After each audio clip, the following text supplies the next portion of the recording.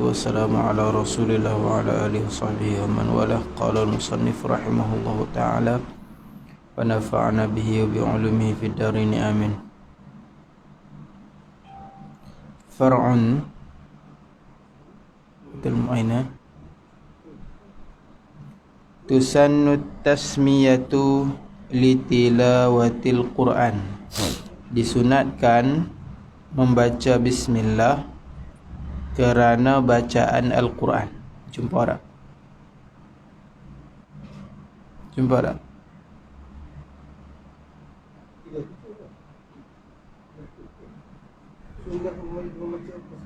Ha.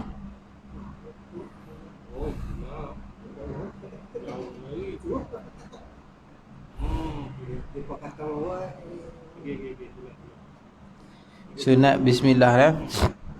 Sunat membaca basmalah ataupun bismillah kerana membaca Al-Quran. Bukan hanya baca Al-Quran, setiap perkara lah yang ada nilaian di sisi syarak. Kullu amrin zibalin, yang ada nilai, ada harga di sisi syarak. Sunat baca bismillah. Nak makan nasi, sunat baca bismillah ya. Benda tu ada nilaiannya. Sekira-kira apa benda hak sunat baca bismillah ni, sekira-kira bukanlah dia tu haram zati. Dia tu memang haram, tak boleh lah. Contoh dia apa? Minum arak haram, minum arak haram, tak boleh baca bismillah. Nak minum arak, bismillah, tak boleh. Haram minum arak dan haram baca bismillah. Nak berzina haram, tak boleh. Tapi kalau jima' dengan isteri boleh, sunat. Sebab dia zibalin. Nak minum air kopi sunat, sebab dia bukan haram zati. Dan juga bukan makruh zati. Diri perbuatan dia tu sendiri adalah makruh. Contohnya apa? Contohnya tengok kemaluan. Tengok kemaluan sendiri tak ada apa-apa, makruh. Saja-saja nak tengok, makruh. Tak ada hajat apa, saja nak tengok. Tengok hak sendiri tu kadang-kadang tak tengok, tengok hak bini. Makruh lah. Tengok betul kemaluan tu hukumnya makruh. Jadi boleh baca bismillah. Hukumnya makruh baca bismillah. Bukan makruh yang aridi nah dikira pada zati. Ada juga makruh aridi. Contohnya apa? Contohnya makan bawang, bawang mentah. Bawang mentah, hukum makan tu tak, hukum makan bawang tak makruh, tapi makruh dengan sebab bau. Kalau bawang tu tak ada bau, tak apa. Bawang tu dah digoreng, bawang tu dah dimasak, maka tak makruh. Tu tak ada bau, maka tak makruh. Sebab dia aridi. Bawang tu sendiri tak makruh, bau tu yang menyebab dia makruh. Tu tak apa, baca bismillah. Makan bawang baca bismillah.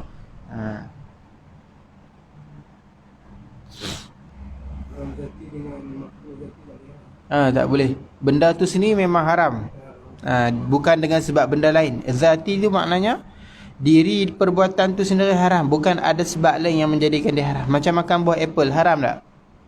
Tak haram, tapi kalau kita curi haram tak? Makan buah haram. Bukan sebab haram makan buah apple lah, tapi haram dengan sebab curi. Itu aridi dipanggil. Benda yang baru datang hukum dia. Asal hukum makan buah apple tak haram. Maka sunat tak baca bismillah, sunat. Walaupun haram. Dia bukan haram zati. Dia bukan benda tu sendiri haram. Bukan perbuatan tu sendiri haram tak, tapi dengan sebab benda lain yang menjadikan dia haram. Sebab benda lain yang menjadikan dia makruh. Hak ni baru tak disunatkan baca bismillah. Contoh dia macam minum arak, bukannya dengan ada sebab-sebab lain tak. Arak tu sendiri dah memang haram.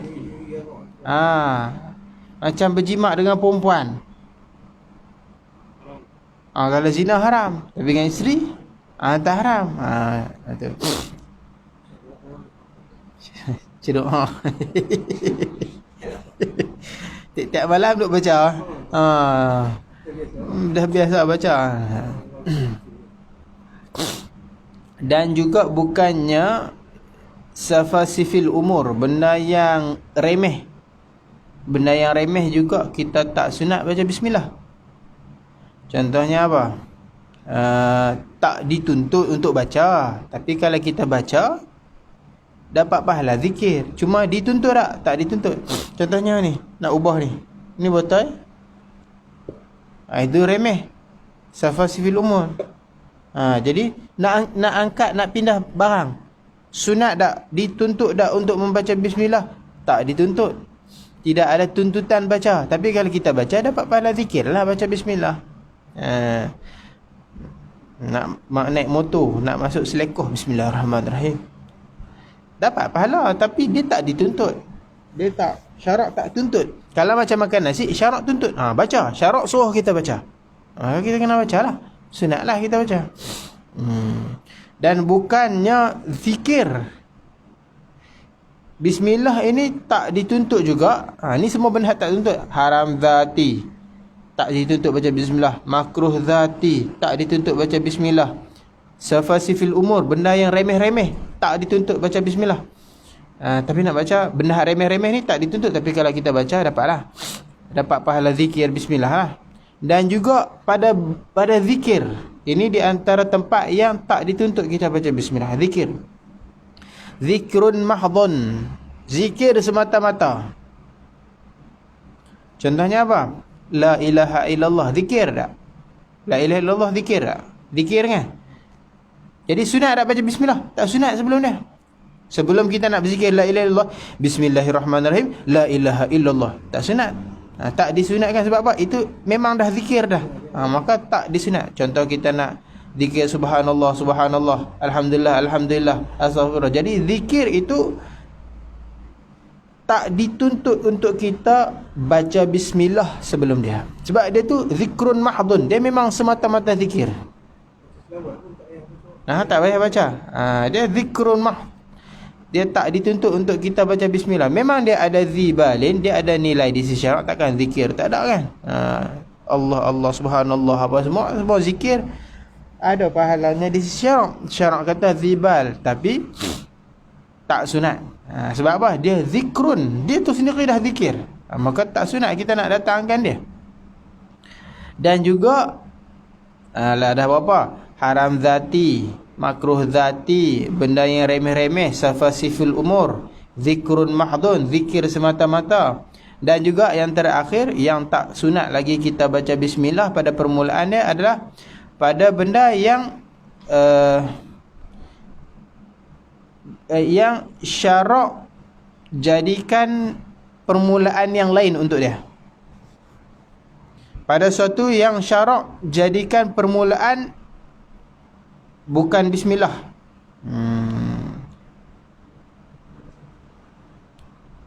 Contoh dia macam solat, sembahyang. Sembahyang syarak jadikan permulaan bukan bismillah. Syarak suruh apa? Takbir. Itu permulaan. Azan tu zikrun mahdhun. Ataupun kita kata syarak tak jadikan permulaan dia dengan bismillah. Macam sembahyang muftatahatun bitakbir wa kata hidung makan pak tak. Mula dengan takbir, tutup dengan salam. Itu syarak tak jadikan permulaan dia bismillah. Maka tak sunat. Ikutlah ada orang nak sembahyang, bismillahirrahmanirrahim, Allahu akbar. Tak sunat. Sebab apa? Sebab permulaan dia syarak tak jadikan dengan bismillah. Syarak jadikan permulaan solat tu dengan takbir.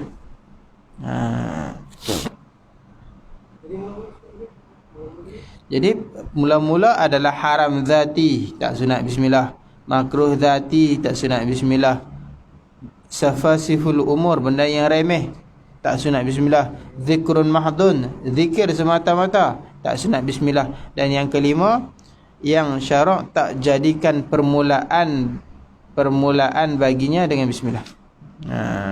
Syarak jadikan jadi benda lain. Itu hak lima ni hak tak sunat. Azan tak sunat lah awal bismillah.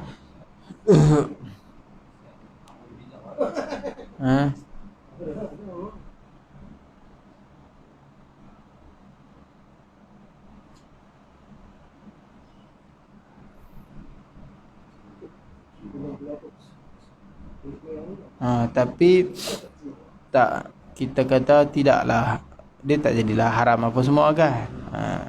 Cuma pada haram zati haram lah. Pada makruh zati hukumnya makruh lah. Apa hal lain tu tak dituntut. Tidak ada tuntutan. Tapi kalau kita baca tu, dia dapat pahala zikir sajalah kan. Jadi tidak ada tuntutan, syarak tak suruh.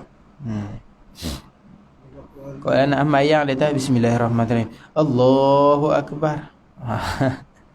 Tidak ada larangan dan tidak ada tuntutan. Tak ada ilmu. Tak sunat lah baca bismillah sebelum takbir sembahyang dah.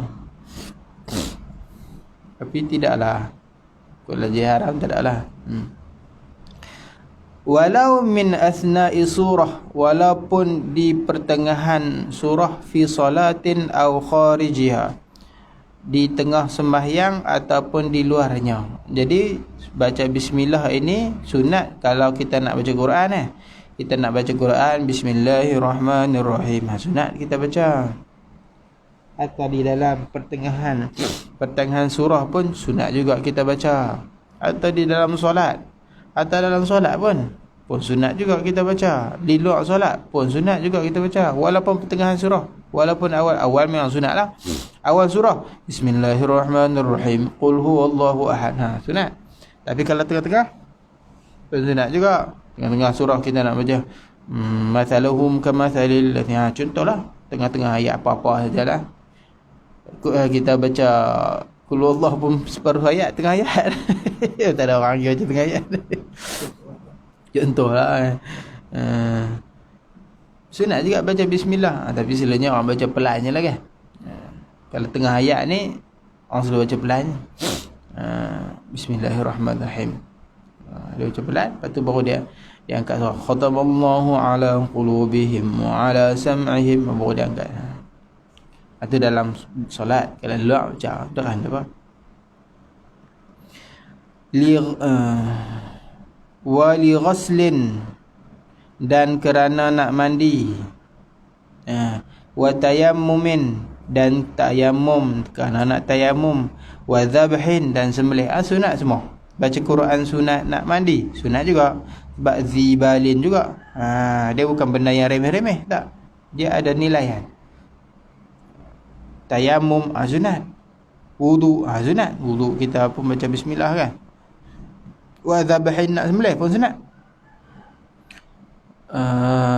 Cuma di dalam dia kata bismillah ni, kalau di dalam i'anah dia kata fa in qulta, kalau engkau kata basmalah ini mustamalatun 'alal rahmah, innal basmalata mustamalatun 'alal rahmah. Bismillah ni dia mengandungi makna rahmat. Tapi sembelih ni mana ada rahmat kan? Sembelih ni potong tengkuk binatang, mana ada rahmat. Bismillah ni rahmat. Tak belaga ke nak sembelih kena baca bismillah? Maka jawapannya apa? Rahmat nisbah binatang. Rahmat nisbah binatang. Sebab apa? Kematian itu tak dapat tidak. Maka dengan menyembelih ini memudahkan kematian bagi binatang.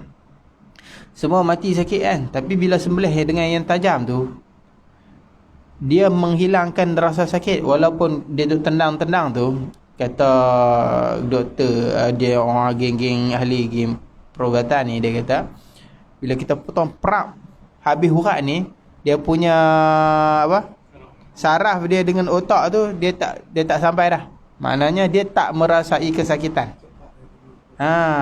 Cuma dia normal badan dia tu, dia tendang, tapi dia tak rasa dah sakit. Mana mudahlah mati. Sebab tu hukuman kematian hak Islam ni, pancung tu hak mudah, hak paling bagus ya. Sebab dia tu sakit sat sangat, pak habis mati. Mana ada pak tu kau tu lari-lari lagi. Tak ada. Cepat. Itu rahmat nisbah bagi binatang ni. Kematian mudah daripada bagi elektrik ke datang terketak dia. Ada tengok video mana dia perketuk kepala lembu. Dia tu tak ada rahmat tu. Islam ni rahmat. Kerat tu habis terus dia punya kesakitan. Dan juga ketika kita baca bismillah pun kita baca bismillahi Allahu akbar. Kita tak sebut ar-Rahman ar-Rahim. Kan? Sebab apa? Sebab itu kita potong tengkuk orang. Potong tengkuk binatang. Maka kita tak baca Ar-Rahman Ar-Rahim.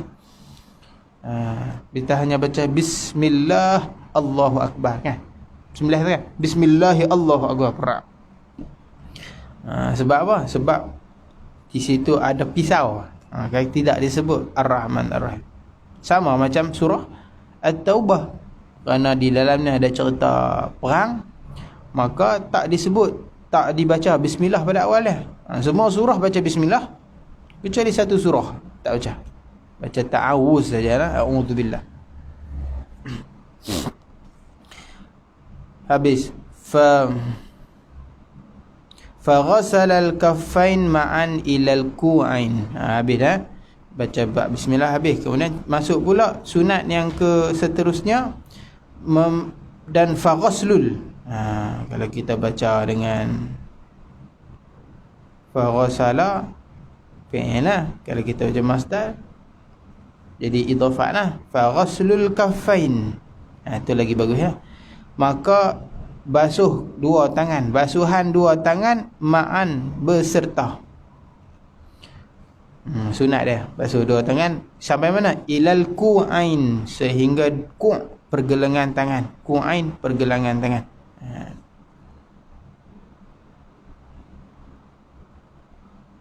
Dalam bahasa Arab, ku' tu kat sini, ni ku', tulang yang yang bersambung dengan ni, tulang ibu jari.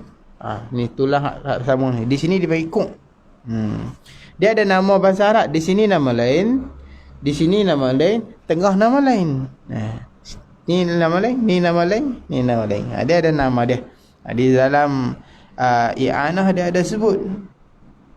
Dia kata kalau ku' hak yang mengiringi ibhamul yad ni, jari apa, ibu jari ni. Ini ku'.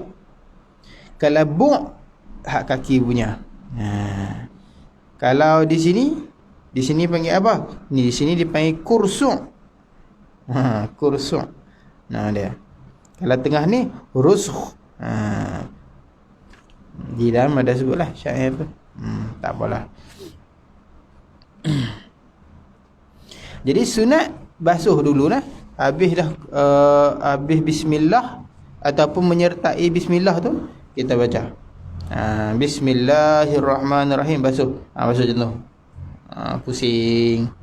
Pusing ni kalau dalam ilmu perubatan sufi ni dia ada faedah dia ni. Sebab apa buat macam ni? Tengok dalam kitab perubatan sufiyah, hikmah dia adalah ma'at tasmiyah al-muqtarinah bin niyah, beserta dengan bismillah al-muqtarinah bin niyah, yang menyertai dengan niat. 3 dalam 1. Basuh tangan perbuatan, bismillah perkataan, niat dalam hati. 3 dalam 1. 3 in 1. 3 dalam 1. Sunat basuh dua-dua lah.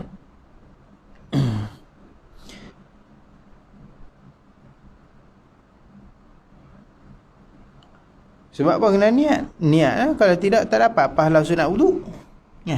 Apa yang menjadikan basuhan tangan tu basuhan ibadah? Dengan niat. Bismillah tu pun termasuk dalam ibadah wudu dengan niat.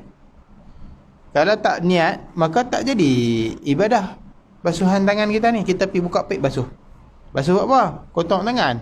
Tak ada apa. Tapi kalau basuh ni dengan ingat, tak mestilah kita patah balik bab niat. Tak mestilah mesti kena ada sahaja aku basuh apa sunat wudu, saja aku melakukan sunat wudu. Tak mesti ada kata-kata itu. Yang penting kita ingat. Buat apa? Kalau orang tanya, buat apa? Wudu lah. Itu dia dah tu. Ada lintasan, ingatlah hati. Ingat di dalam hati kita tu buat apa. Itu wudu lah. Niat dah tu. Jangan sambil basuh tangan tu kita kata ni nak basuh tangan, ataupun ni tak ada niat apa-apa, ingat lain. Tu tak ada niat. Niat ni maknanya kita ingat. Kita basuh tangan tu, kita ingat bahawa kita ni tengah melakukan sunat wudu. Itu niat tu. Wa in tawadda'a min nahwi ibriq, dan jika berwudu ia daripada seumpama ibriq, cerek. Cerek ataupun kita kata pipe lah ni. Cerek ataupun cebok.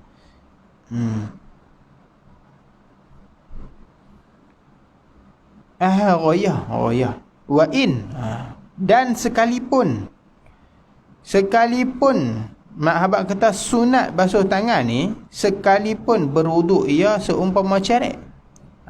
Seumpama cerek maknanya dan lain-lain lah hak seumpama dia. Hak la ni kita tak pakai lah cerek, kita pakai apa, pipe. Maknanya apa? Bukan celup, dituang. Cerek ni maknanya suatu air yang mengalir dari atas, kita hanya tadah bawah. Itu maknanya. Jadi sebab apa? Sebab dia ada dalam hadis, kalau kita bangkit tidur, kita sunat basuh tangan dulu sebelum kita celup tangan kita dalam air. Sebab apa? Sebab kita tak tahu waktu kita tidur tu tangan kita tidur kat mana. Di dalam ada sebut dia kata yusannul ghusla, sunat basuh wa illam yurid idkhaluhuma fil ina, walaupun kita tak mau celup tangan dalam bekas. Tangan kita ni kita tak mau celup dalam timba dulu. Kadang-kadang tak ada lah kolah besar macam kita kan.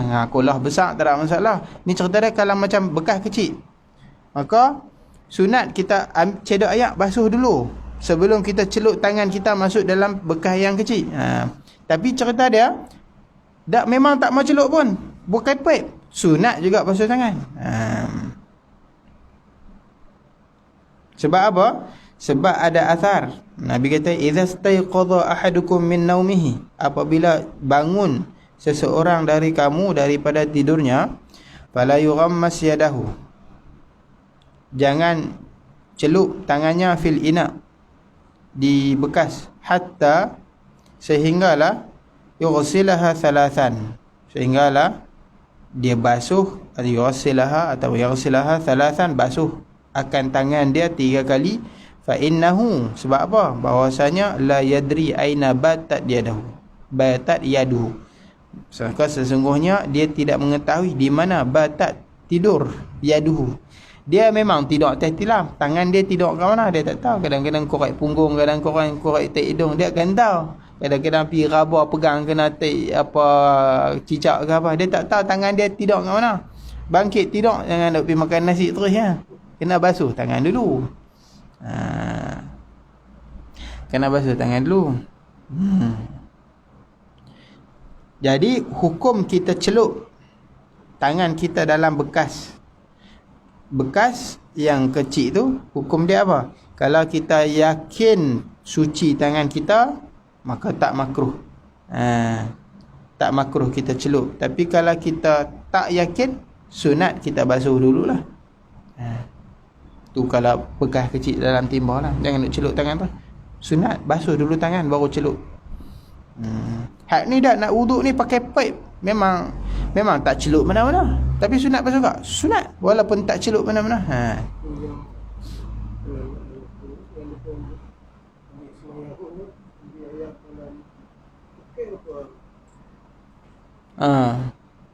Dalam bekas timbak cebok kecil.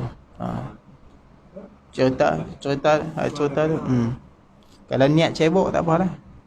Kalau dia niat nak mencedok tak apa. Kalau dia niat nak basuh tangan dalam tu tak boleh.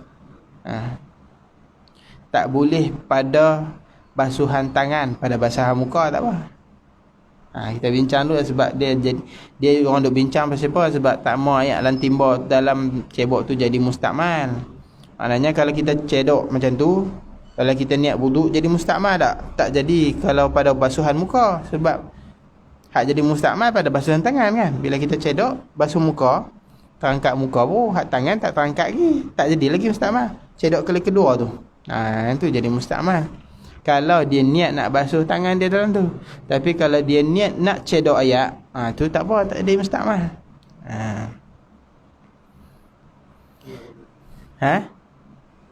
La ni tak apa, pakai la ni kolah besar, pakai pipe apa semua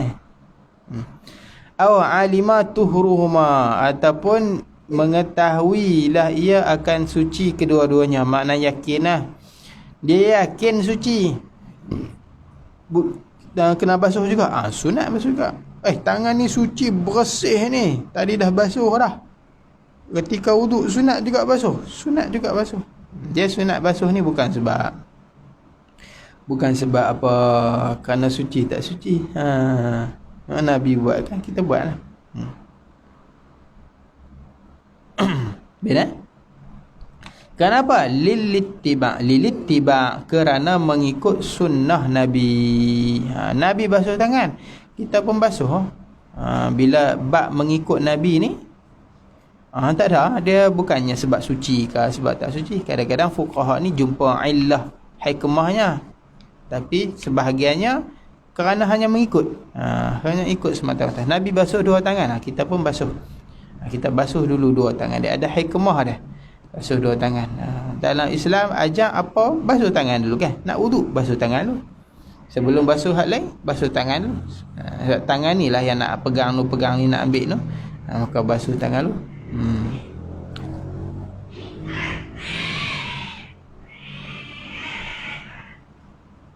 Dah lah tak mengaji, lepas tu buat bising pula tuan tu. Cerdik yang kucing ni. Kemudian katanya as-siwak. Kita baca pula nanti bab siwak. Apa hukum siwak, apa cara siwak. Wallahu a'lam. Dan faedah siwak dalam i'anah dia sebut. Banyak faedah siwak disebut. Nanti kita baca.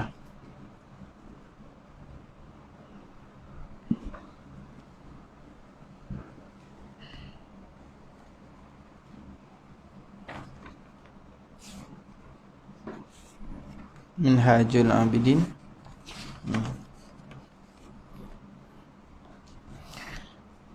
Pada katanya musannaf wa anna Muhammadan sallallahu alaihi wasallam abduh wa rasuluh as-sadiqu fi ma jaa bihi 'anillahi ta'ala. Nah, jumpa tak? Hai, tak jumpa. Dia belah bawah-bawah sikit.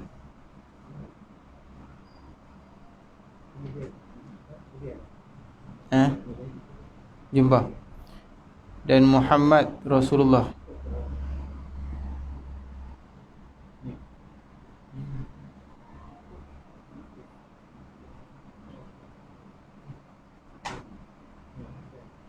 Jumpa nah? Baik. Dan akidah yang perlu kita i'tiqad juga, bahawa kita kenal bahawa Nabi kita itu wa anna Muhammadan, dan sesungguhnya Muhammad itu sallallahu alaihi wasallam abduhu, adalah hambanya. Muhammad anak siapa? Kita kena kenal lah. Ni kena orang duk ngaji sirah tu. Supaya apa? Supaya ada kerinduan kita kenal siapa Nabi kita. Muhammad anak Abdullah, anak Abdul Muttalib, anak Hashim, dan anak Abdi Manaf. Hafalnya itulah koman-koman kata ulama sampai situ. Bin Abdullah, bin Abdul Muttalib, bin Hashim, bin Abdi Manaf. Kalau kita ada anak cucu pun ajarkan kepada mereka sampai di situ. Muhammad bin Abdullah, Abdul Muttalib, Hashim, Abdi Manaf. Sampai situlah koman-komannya. Kalau boleh lagi banyak lagi bagus, sebab ada ulama kata hikmah, ada kelebihan bagi orang yang boleh hafal nama keturunan Nabi ni. Siapa boleh sampai Adnan, maka dia tidak akan ditimpa apa kemalangan ataupun mudarat bencana kat dia. Itu salah satu hikmah yang disebut ulama lah. Ada ulama sebut begitu. Siapa yang hafal nama Nabi sampai Adnan, dia tak akan ditimpa musibah bencana, aksiden ke, kemalangan ke, kebakaran ke. Dia akan terselamat lah, maknanya begitu. Dia akan terselamat. Sebab apa? Sebab di dada dia menanggung apa? Zuriat Nabi, dia menghafal. Ada. Itu barakah lah. Sebab Nabi ini manusia yang ada barakah. Jadi apa saja yang berkenaan dengan dia ada barakah. Kalau kita suka cintakan Nabi, kita hafal lah. Dan kita akan dapat barakah. Siapa yang bagi keberkatan? Tuhan bagi. Tak banyak sangat pun kan. Kalau orang dia suruh Raihan buat nasyid lah. Orang apa? Kan dulu orang tak ingat nama Rasul, Raihan buat lagu. Boleh anak-anak hafal kan. Lepas tu tak ingat nama apa sifat 20. Orang buat nasyid. Betul anak-anak boleh hafal. Ni nama Nabi, keturunan Nabi ni. Suruh Raihan, sahabat kat Raihan ni buat nasyid lah. Hijaz ke apa ke, buat nasyid nama keturunan Nabi sampai ke Adnan. Kalau dia buat nasyid, insya-Allah lah. Asmaul Husna 99 banyak Tapi mai pada orang duk buat nasyid ni ada rentak-rentak sebut dia, lama-lama orang ikut ingat. Nas'aluka ya man huwallahu alladhi la ilaha. Kita dah ikut tu dulu kecil-kecil bukan hafal tu. Tapi sebab duk ikut nasyid tu kat pondok pun duk kena duk menasyid tu, dah kali ingat. Orang ni mudah hafal dengan ingat dengan lagu. Tak ada orang buat nasyid, kita buat nasyid sendiri. Boleh ke? Dan nama Nabi Muhammad ni nama yang disimpan. Tuhan tak, sebelum daripada tu tak ada orang, tapi dalam rekod sejarah ada juga. Ada orang Arab yang namakan anak dia dengan Muhammad.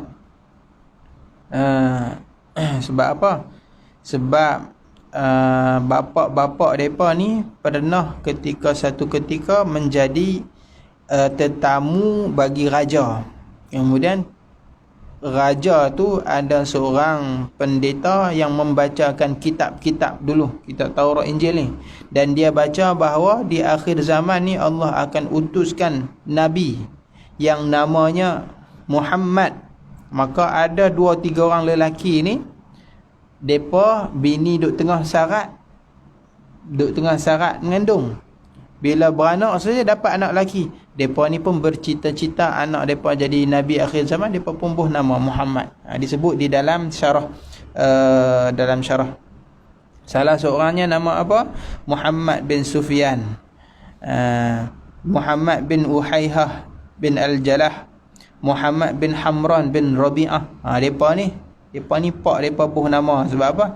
Sebab waktu pak depa jadi tetamu raja tu, mak depa duk tengah mengandung kat depa. Depa pun pakat bernazar, fa nadhara kullu wahid minhum, katanya. Kalau dapat anak lelaki, depa nazar depa nak nama Muhammad. Bila dapat, maka depa pun buh nama Muhammad. Ada riwayat lain dia menambah lagi, ada lagi beberapa orang lagi, Muhammad bin Khuzai, Muhammad bin Barra Al-Bakri. Dia tambah lagi berapa? 3 lebih kurang. Jadi 6 orang. Jadi ada ramai juga dulu orang yang nama Muhammad dengan sebab apa? Depa ni bercita-cita anak depa ni jadi rasul, tapi dah Allah tak bagi, tak dapat. Adapun Ahmad, tidak ada siapa pun sebelum Nabi yang namanya Ahmad. Tidak ada pada zaman Nabi dan tidak ada pada zaman sebelum daripada Nabi. Sehinggalah kata ulama, orang yang pertama yang namanya Ahmad adalah bapa kepada Al-Khalil Al-Farahidi. Imam Khalil awwalu man tusamma bihi thumma ba'dahu walidul Khalil Al-Farahidi. Al-Khalil Al-Farahidi diberi nama Ahmad. Tak ada zaman Nabi, tak ada, sebelum tak ada. Tapi di dalam juga ada menyebut Syekh Zakaria Al-Ansari, menyebut dalam Syekh Zakaria di dalam syarah Risalah Al-Qushairiyah, ada syarah Al-Qushairi, dia ada sebut di dalam tu bahawa nama Nabi Khidir ini namanya Ahmad. Nabi Khidir namanya Ahmad. Allah alam lah. Yang masyhurnya nama Nabi Khidir apa? Bulyan kan? Bulyan Ibn Mulkan. Siapa yang hafal nama Nabi Khidir, nama dia, nama pak dia, nama tok wan dia, masuk syurga. Kata ulama. Khidir sallallahu alaihi wasallam. Salawat Allah dan salam ke atasnya. Siapa Nabi Muhammad ni? Abduhu, adalah hambanya. Hamba ni pangkat yang paling baik lah. Sebab apa? Bukan hamba manusia, hamba Allah. Pangkat paling hebat lah. Bila kata hamba Allah, bukan hamba orang. Hamba Allah hebat lah. Sebab dinisbahkan kepada Allah. Kalau kita kata hamba raja, bunyi dah sedap dah kan, duduk dengan raja. Hamba raja ni lagi bagus daripada orang-orang hak duduk kat orang kampung ni. Dia duduk kat lain istana, dia khidmat kat istana, pakaian dia pun lawa lah. Kalau pekerja hak kerja dengan raja, hak tukang hak duduk lain istana lah, dia pakai lagu ni takkan pakai carik-carik.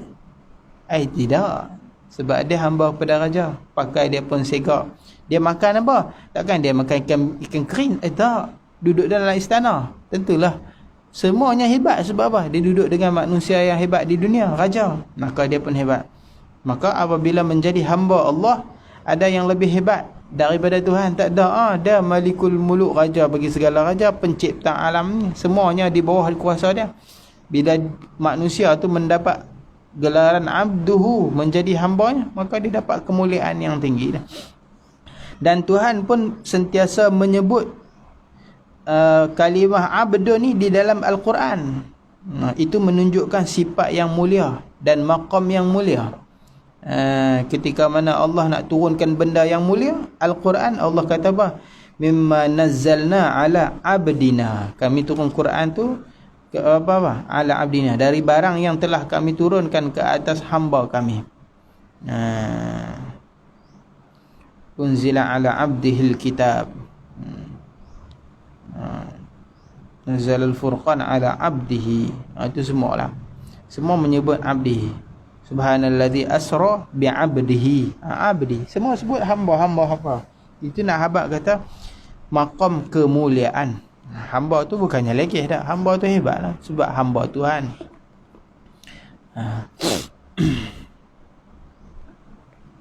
Bahkan Nabi ni diberi pilih antara menjadi Nabi yang jadi seorang Nabi dan menjadi raja, atau menjadi Nabi tetapi menjadi hamba. Maka Nabi memilih menjadi Nabi dan menjadi hamba. Jadi disebut di dalam dia kata sebab maqam hamba ni maqam yang terpuji. Sebab tu Nabi pilih yang tu. Tuhan bagi pilih pada Nabi antara nak jadi raja lagi Nabi ataupun hamba dan Nabi. Nabi memilih hamba dan Nabi. Sebab apa? Itu maqam kepujian. Maqam kepujian.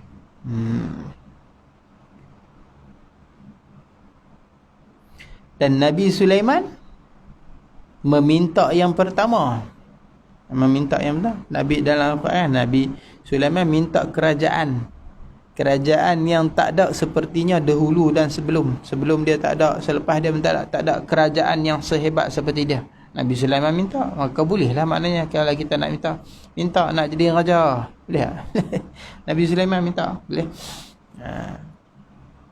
Tapi ketika mana Allah lentangkan kepada dia antara nak jadi Nabi dengan jadi raja, Nabi Sulaiman pilih jadi Nabi, dapat mulia lagi. Tapi Allah bagi kedua-dua, bagi semua. Sebab dia minta nak jadi raja. Anak Nabi Sulaiman ni anak Nabi, hebat jugalah kan. Tapi antara dua maqam tu ulama kata, tengok perbezaan antara dua maqam. Nabi kita meminta menjadi hamba, Nabi Sulaiman meminta menjadi raja. Nampak? Nabi ni memilih kedudukan yang tinggilah. Nabi ini abduhu wa rasuluh, dan juga rasulnya. As-sadiq fi ma jaa bihi anillah, yang benarlah ia pada barang yang telah datang dengannya daripada Allah Ta'ala. Apa saja yang Nabi bawa itu benar belaka. Wa taqaddasa, dan maha suci Allah tu. Wa fima warada ala lisanihi min umuril akhirah, dan juga daripada barang yang datang atas lidahnya daripada urusan-urusan akhirat. Apa saja urusan akhirat yang Nabi bawa datang, semua benar belaka. Percaya belaka. Percaya belaka. Jadi kita kena percayalah urusan akhirat ni banyaklah. Contohnya azab kubur, kita tak pernah tengok, tapi Nabi cerita. Nikmat syurga, kita tak tengok, tapi kita percaya. Sirat, mizan, haud, syafaat dan lain-lainnya, kita tak tahu semua ni. Pada mahsyar kita tak tahu, tapi Nabi cerita, maka kita kena percaya. Seorang sahabat pernah diberi gelaran seorang yang menepati dua syahadah, dua orang saksi. Ada satu ketika seorang Yahudi menuduh Nabi tak bayar barang, beli tapi tak bayar. Nabi kata dah bayar. Yahudi ni pun kata, mana saksi? Ada siapa tengok saksi? Kata dah bayar. Oh, tu Yahudi tu. Berani dia dengan Nabi. Padahal Nabi ni pemimpin. Kalau orang lain ke, berani kata lagu tu, masuk lokap tu Berani dia kata kalau pemimpin dunia Islam waktu tu. Tapi tu kata-kata perangai Yahudi. Dia tahu Nabi ni jenis orang yang adil, orang yang bagus. Maka dia pun sajalah. Dia tanya, mana saksi? Waktu tu Nabi buat urusan dengan Yahudi tu tak ada saksi. Tiba-tiba ada seorang sahabat kata, Aku percaya, aku menjadi saksi bahawa Muhammad dah settlekan. Lepas tu Yahudi tu pun diam, tak kata apa. Sebab dia ingat tak ada saksi. Lepas tu dia belah tu. Lepas tu Rasulullah kata, hantar mana, tengok mana, waktu tu tak ada siapa, aku dengan Yahudi je, Nabi kata. Lepas tu sahabat ni kata apa? Ya Rasulullah, kami percaya dengan perkara-perkara akhirat yang kau ceritakan kepada kami. Takkan pasal dirham 2-3 keping ni aku tak boleh percaya. Kami percaya jangan cerita syurga, cerita neraka, cerita mizan, cerita semua. Kami percaya urusan samawiyah daripada langit mai waktu turun. Kami percaya semua. Takkan pasal hang dah bayar 2, 3, 4 dirham ni kami tak boleh percaya. Kami percaya. Lagi ni pun kena percaya. Maka Rasulullah senyum kat dia. Rasulullah kata, penyaksian dia tu seperti dua orang saksi. Sebab dalam kitab fiqh nanti akan sebutlah, saksi ni mesti dua orang, koman-koman. Kecuali pada bab Ramadan, bab tengok anak bulan, tu boleh seorang. Hak tu lah. Hak lain, kalau kita tengok anak bulan, kita boleh jumpa qadi. Wahai qadi, aku bersaksi bahawa aku melihat anak bulan. Esok raya. Esok bulan puasa. Tu boleh seorang, boleh pakai. Pada bab lain, sekurang-kurang dua orang. Seorang tak aci. Seorang tak aci. Dia kena saksi ni dua orang. Jadi sahabat ni, walaupun dia seorang, dia percaya. Sebab iman dia tu, cakap dengan kekuatan imannya, Rasulullah bagi khas kepada dia. Dia kalau saksi macam dua orang. Orang Nabi bagi kat dia khususiat tu kat dia. Jadi semuanya kita kena percaya. Sebab apa? Apa yang Nabi cakap tu benar. Nabi ni tak pernah berbohong. Dari kecil sampai besar tak pernah berbohong, tak ada dusta. Sampaikan orang kafir kan, kita pernah baca sirah. Ketika mana Nabi sujud, ada 2, 3, 4 orang hak jenis jahat ni, dia ambil perut kambing, perut unta, ibu atas belakang Nabi tengah sujud tu. Sayyidina Fatimah mai, buang hampa buat apa kat ayah aku? Buang. Bila Nabi bangkit, Nabi kata sabar, tak apa, jangan duk riau dia. Nabi kalih kat depan, Nabi kata hampa semua ni akan mati kena bunuh. Hampa semua ni, depa hak tengah gelak kukik sampai tergoyang-goyang badan, disebut dalam sirah, sampai goyang-goyang badan, gelak keras perut, pegang perut, ranggah seronok tengok Nabi kena macam tu. Nabi kalih, Nabi kata hampa ni nanti akan mati terkeluh habis lidah. Sebab apa? Sebab Muhammad tak pernah berdusta. Kata hampa nanti satu hari hampa akan mati kena bunuh. Semua mati. Mati dalam perang, mati luar perang, semua mati. Sebab apa? Depa percaya Muhammad takkan cakap kalau benda tu tak betul. Takut. Macam kisah Suraqah bin Malik, ketika mana Nabi hijrah nak pergi ke Madinah. Dia pergi satu laluan yang jarang-jarang orang tahu. Depa pakat cari Nabi, tak jumpa. Puak Quraisy ni sediakan 100 ekor unta bagi siapa yang boleh tangkap Muhammad dan Abu Bakar hidup atau mati. Bawa mai Muhammad hidup atau mati, 100 ekor unta. Pakat cari, tak jumpa. Nabi duduk di Gua Sur 3 malam, lepas tu berjalan. Mereka cari tak jumpa. Sebab apa? Nabi pergi menggunakan jalan yang tak ada siapa pernah tahu. Tapi Suraqah bin Malik ni, dia ni cakap, dia tahu ada jalan-jalan hak orang tak tahu, dia tahu. Maka dia pergi.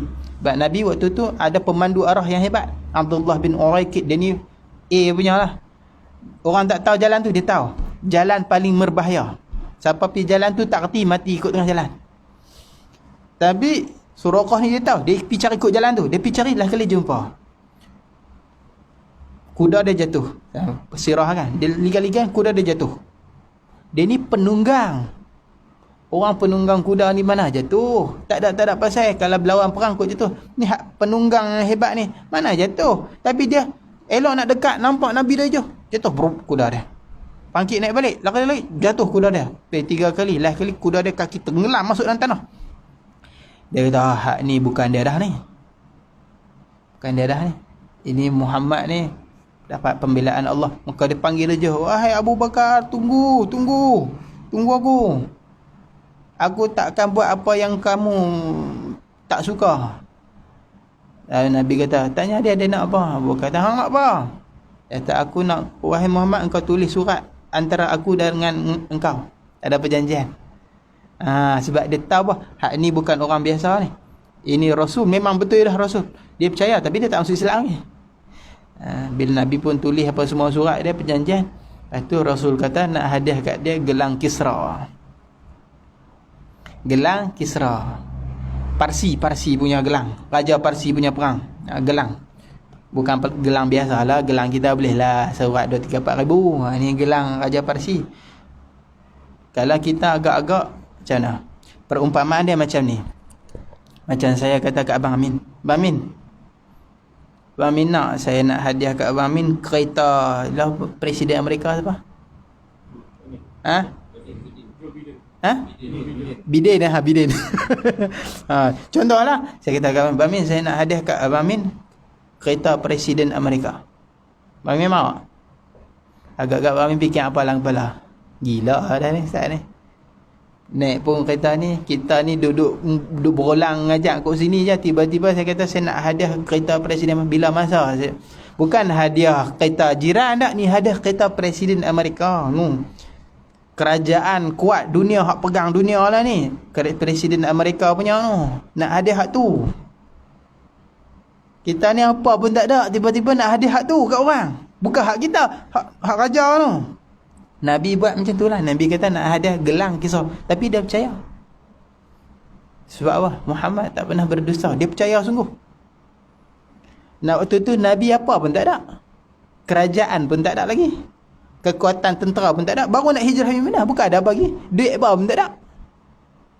Tapi nak hadiah, bukan hadiah emas. Hadiah emas kotlah sahabat-sahabat kumpul bagi tak. Emas, perhiasan, gelang raja, nak ambil kot celah mana? Islam waktu tu tak kuat lagi.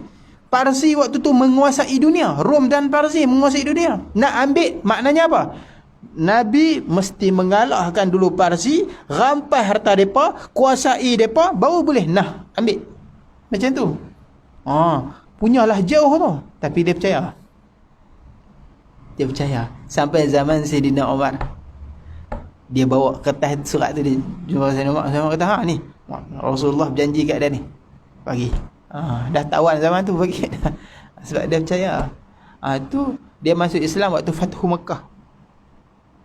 Lepas daripada dia kejap Nabi tu, lepas tu dia tak jumpa dah. Sampai dah dia sebab dia duduk Mekah, Nabi duduk Madinah, dia tak berjumpa dah. Dia pun tak berjari Nabi. Sampailah Nabi masuk Mekah, pembukaan kota Mekah, baru dia mai. Sahabat pakat tala pedang kat dia. Bila nak jumpa dia, buat keluar surat dia, ni aku ada surat dengan Nabi. Maka dia masuk Islam. Percaya. Semua orang percaya. Zaman Nabi tak ada siapa yang tak percaya. Hatta kafir. Sebab apa? Nabi ini benar dengan apa yang Nabi bawa, sama ada urusan akhirat ataupun urusan dunia. Thumma